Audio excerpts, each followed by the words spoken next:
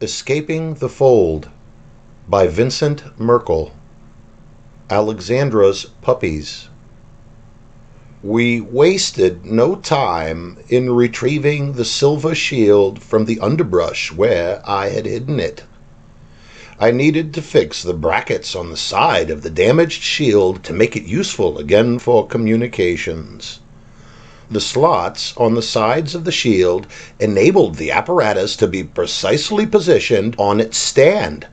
The louver mechanism that hid the highly reflective surface on the concave side of the shield was bent and would require tinkering to fix its alignment. Alexandra and I agreed that we needed to buy as much time as we could, as the Malaks were strengthening their forces and would no doubt be seeking Alexandra, the thylacine queen, and her treasure. There was no sign of the Malaks other than the remains of those who had perished at our hands, and whatever corpses the animals had not gotten to and dragged away, I hauled to a sinkhole and threw them into a deep cave. We kept their headdresses, weapons, and shields. I carefully laid branches and large leaves over the huge hole in the ground, and then sprinkled the leaves with sediment and placed a few of the savages' belongings in the center of the pitfall. It was a neat and tidy trap. Alexandra called her animals to her and touched the ground at every trap we set. She spoke to them in a strange and garbled tongue. They answered her in a similar fashion. They were truly amazing creatures. Alexandra turned to me and asked, "How are we going to get them on your flying machines? Will you be able to make them big enough?" My eyes pleaded with her. Don't make me say it. But her eager eyes demanded an answer, so I gave her the best one I could think of. "We can come back for your animals, Alexandra." She looked heartbroken as she cast a doubtful glance at me. It was a bittersweet moment when Alexandra got on the ground with her thylacines and pulled them close to her in a huddle. "You have kept me warm and safe. I am supposed to leave you, but I do not know how I can do it. You are my friends, and I cannot stand to think of being without you." She continued to explain her plans to the anxious wolf-like marsupials. "We can't take the boat, and She jerked her head in my direction. he says he can make a machine fly, but it will not be strong enough to bring you along for the ride." All three of the animals looked at me, and Mickey sighed. I believe they understood everything that she was saying and all that was transpiring. Odysseus had taken a liking to me, and I to him as well. He trotted over to where I stood and leaned his weight on me. I stroked his long and powerful jaws and muzzle and thanked him for understanding, and then he loped away and with a snort signaled his brothers to get back to work and sniff the trails for intruders while avoiding our traps. "I don't think I can leave them here, Thomas." Alexandra watched the Tasmanian tigers fade into the jungle. As we made our way to Alexandra's underdome, her fortress on the top of the island, she shared a story with me about how Mickey, Zeus, and Odysseus became her puppies. The Satakis family had been stranded on the unknown island for 2 weeks. Alexandra was about to have her 11th birthday celebration far from any radio signals, society, or hope for a quick rescue. John had built a little hut from fallen trees and loose decking from the Theodoro. It was comfortable, clean, and strong enough to keep the family safe from the indigenous animals of the island. Since witnessing wildcats, monkeys, and strange wild dogs roaming the jungle trails that paralleled the beach, John kept his lever-action rifle slung across his shoulder, ready to answer a threat to his loved ones. Together, the Sirtakis family worked their way further and further away from the wreckage of the Theodoro in search of civilization and help. John was obsessed with trying to understand what had happened at the time of the shipwreck and where they were. "I just don't understand how this could happen. There were no storms, and our charts show no islands here." John was not one to be overly emotional, but the thought plagued him. "I have stranded us, and I don't even know how it happened." He tried to remain strong for his family, but a few droplets of water escaped from the corners of his eyes. Antigone turned John's head with both of her hands on his cheeks. Her gentle touch and voice always strengthened his resolve. Look at our beautiful girl playing on the beach, John. She is safe, and none of us are injured. We made our decisions together. I don't know what happened either. It was a freak storm. The skies were clear 1 minute, and in 30 seconds we were being tossed on the waves. It doesn't make sense, but it is not your fault. Look at Alexia. She is fine. We have food and water. Antigone finished with a light kiss to John's hand. He held her hands on his face for a moment and took a deep breath. We will be okay. Alexia ran up to her parents. Mommy, Daddy, I know what happened. I know why the instruments and computers on the boat didn't show any storms. I was thinking a lot about it, and I saw a blue light. Then a bug bit me. But when I saw the light, I saw what happened. Antigone looked down at her daughter and saw that she was bleeding from a few nasty insect bites. Oh my goodness, Alexia, what on earth has bitten you? Quick, John, get the antiseptic and some bandages. As John bandaged the little girl's wounds, he instructed his daughter, "Honey, you can't let the creatures of this place make a feast of you." Alexandra looked up at her hero, her father, and answered him, Well, Daddy, I didn't feel anything when I saw the light because I saw what happened. My mind saw it. It wasn't a storm. "What light, honey?" John asked with excitement. Over by the rocks, out there. It was a flash. I don't know. Maybe it was a reflection of the sun or something. As Alexandra explained, John and Antigone strained the limits of their sight to try to get a glimpse of the light that she spoke of. It wasn't a storm. Alexandra continued, It was the entrance into the fold. It just looked like a storm because it was the other side of the fold. We sailed right into it, and sometimes opposite sides of a fold are very close to each other. In this case, it was the ocean above our heads. It looked like a storm and got dark because the light didn't bend around that part of the fold. What we thought was rain was really just waves on the other side, above our heads. You told me you would get me here for my birthday, and you did it. You are the best father in the whole world. I can't believe it. We are really here, aren't we? John looked stoically at his little girl. "We are somewhere, sweetheart. I don't know where you got your imagination, but you always look at the bright side of things, don't you?" For a 10-year-old girl, Alexandra was bright, loving, and more empathetic than a lot of children. She sensed her parents' dismay, but secretly knew that they would not be rescued any time soon. She believed that the fold existed, and she was right. Don't worry, Mom and Dad. We can fix the boat and just sail over the other side of it. I can study the stars and find out which way to go.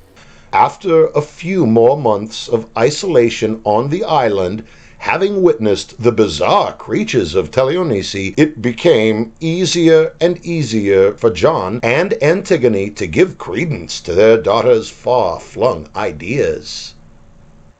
They had spotted a large female thylacine earlier in the week. One day, John had trapped a rabbit in a snare, and the gold and black striped creature known as a Tasmanian tiger had taken the bounty from the trap as John had approached to retrieve his prize. He yelled at the creature and thought to shoot it, but he had noticed that the marsupial had a distended pouch that contained some pups. John knew that this specimen was thought to be extinct and did not want to be the man responsible for the eradication of a lost and forgotten species. Later, the dog-like creature had approached John on a path in the jungle while he was hunting for fresh meat to feed his family.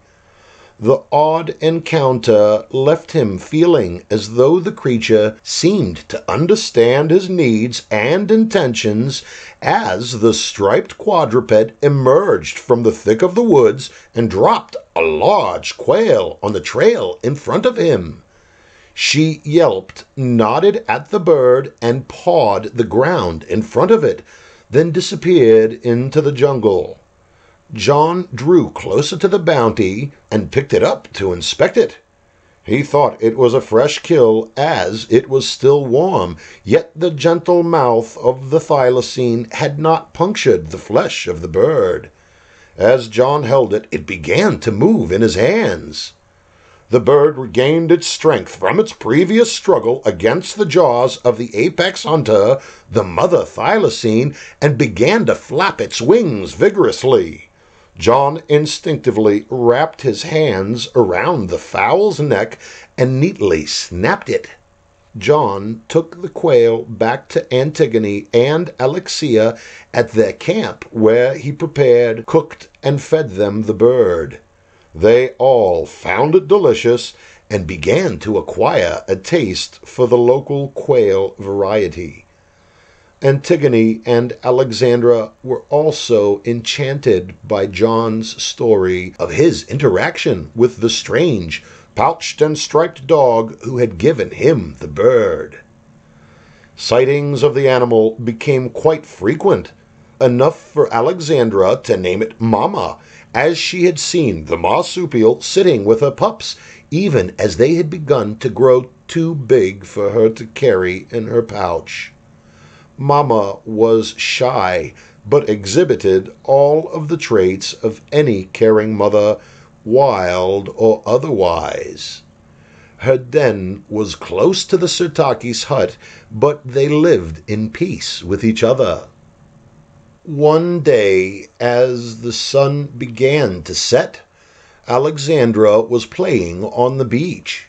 The bugs were not biting, and she looked at the sky while tracing a likeness of the emerging stars on a piece of paper.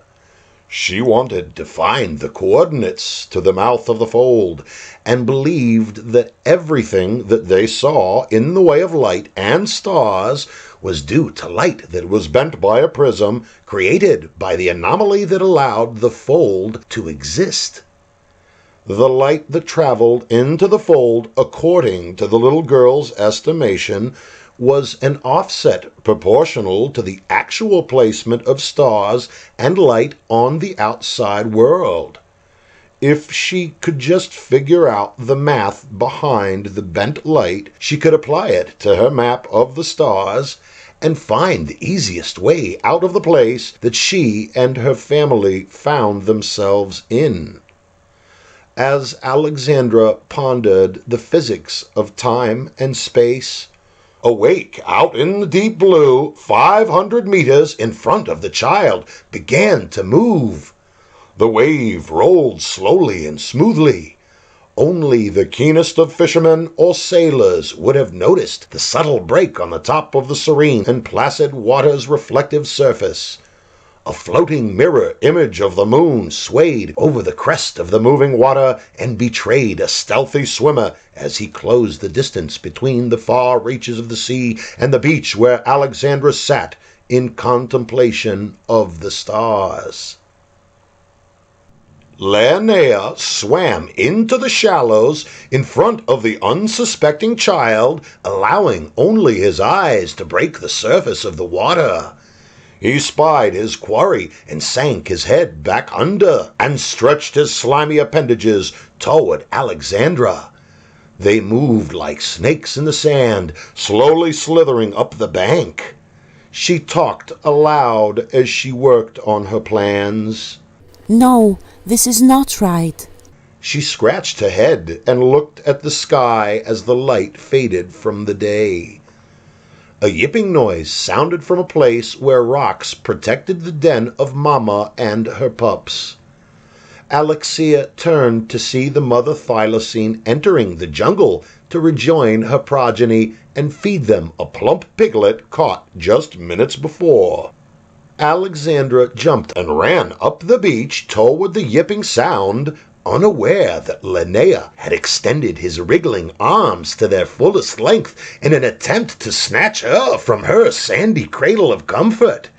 Out of the reach of the unknown menace, Alexandra gleefully exclaimed, "Oh, Mama, you're such a good girl." She ran closer to the den, still on the beach, but in sight of the mother greeting her hungry puppies with the little pig.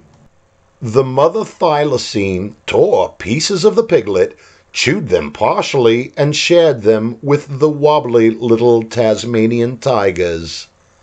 Linnea had been hiding under the water's surface and did not expect Alexandra's sudden movement.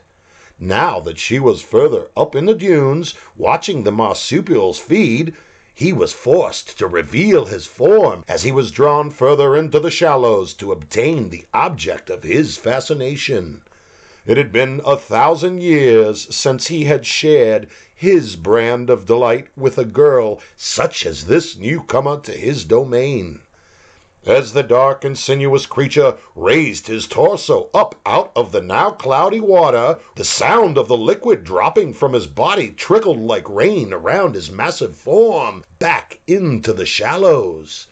As Alexandra turned to see what caused the sound, she half expected to see her father bathing or fishing there, but instead she witnessed the two blue burning beacons of guile that a mighty and fearsome monster shone at her. Alexandra tried to yell out, but Linnea had caught her eyes in his spell, and her scream of horror came out like a long and apathetic moan. Her eyes rolled back into her head, and she began to choke as her little body and mind tried to fight the hold of the blue light that had captivated her. She saw the bugs and insects. She beheld the ants as they stitched their messages across the fabric of her consciousness. Some part of her will broke through the beast's hold, and the terrified Alexandra broke the bonds of her captor just long enough to let out a scream. The sound that came from the little girl silenced the chirping frogs and shouting monkeys in the distant jungle and caught the attention of John, Antigone, and her new friend, the mother thylacine Mama. John and Antigone ran to the beach to aid their child, but as Alexandra had wandered, she was not where they expected her to be. They frantically ran up the beach to witness the mother thylacine run straight to the girl with her mouth fully opened and grab Alexandra by the cuff of her pant leg. They could not believe or even process the fact that a towering creature with snakes for arms and a blazing eel head had his tentacles wrapped around the girl's other leg. Mama jumped over the girl and bit into the offending black and writhing snake-headed appendage, and like the mightiest of fighting dogs, shook her head with enough vigor to sever the appendage and win the release of the girl. The maddened and wounded Linnea began to wail his siren song, and despair filled the air as John, Antigone, and Alexia began to lose their ability to reason from the sickening shrieks of the eel-headed demon. Mama, being a mother, was guided by a mother's instinct and love, yet armed with the fiercest of fighting fangs. She attacked and barked at the demon and his flailing limbs. As John and Antigone gathered their daughter and ran to the safety of the jungle, they watched as the beast sunk his snakes into the thylacine and tore her to pieces. He threw the chunks of the poor, brave animal towards the Sitake's family and screamed out in rage for the loss of his coveted victim. John fought his trembling limbs and raised his trusty rifle to his shoulder. He got off 7 shots and spent his entire magazine of ammunition in an attempt to kill the thing that menaced their daughter. The beast was even more enraged than before, and the futility of fighting the mighty abomination of the beach became evident as Linnea began to discharge surges of electricity. The bolts of fiery blue lightning that shot from his body were accompanied by claps of thunder that originated from behind his dripping and vicious beak. Alexandra was in shock, and her little body was limp from her emotional and physical exertion due to her encounter with a strange and wicked creature that tried to take her mind and body. John carried her, running through the woods with Antigone by his side, to the safety of the sturdy cabin that he had built. They could hear the fading, watery echoes and taunts of the monster as they locked their door tight and barricaded the entrance with planks from the deck of their ship. John reloaded his carbine as they listened in horrified silence to the sound of the siren song traveling down the coast away from their location in search of an audience. Alexandra had come to and began to speak. It was him. He had the lights I saw earlier. He told me his name. He is the Babula. He thinks he is God. It wanted me to go to him. Antigone dressed her daughter's wounded leg and a terrible slash that one of the beast's flailing, toothed tentacles had imparted upon the young girl's cheek. John gathered enough gear to begin a journey inland, further from the dubious beach where Babula had appeared with his treachery the night before. In the morning, John cautiously emerged from the hut into the brightly lit clearing in the jungle that sported their little cabin. He heard the sound of voices. The family stood and looked toward the beach and saw 3 strange men walking towards the cabin. The men were dark and wore feathered and bony headdresses. They carried painted leather shields and shouted out in a guttural language and waved their spears upon seeing John. One of the warriors beckoned his fellows to stop and called out to John, "Ulgaba babula ganaba tabugla." John held his hand out to his wife and daughter. "Thank God, there are people here. These natives should be able to help us. Stay here a moment while I go talk with them." As John approached the 3 indigenous tribesmen, they spread out to try to surround the wary Greek and assumed fighting stances. John stood 20 meters away from the apparent leader of the savages. He held his hand up and spoke to the man. "We are stranded here on this island. Do you have telephones or a foreign consulate somewhere to help us? We could offer you a fine reward for your help." The hair on John's head stood on end from his fear his heart felt upon noticing that the man he was talking to wore a satchel at his side with a gnawed human limb sticking out of it. He yelled out to Antigone and Alexandra, "They are cannibals! Run and hide! Now! Run!" Antigone grabbed Alexia by the arm and began running into the jungle. The leader repeated his original statement to John, "Ulgaba babula ganama tabugla," and pointed to Antigone and the girl. The other two warriors began to chase the females, while the first shrieked out a war cry that sounded much like a hyena laughing and chucked his spear at John. It all happened very quickly, but John was already leery of all that he had witnessed since his arrival on the inexplicable beach. He readily sidestepped the spear, swung his sling from his shoulder, and fired off around at the chest of the thrower.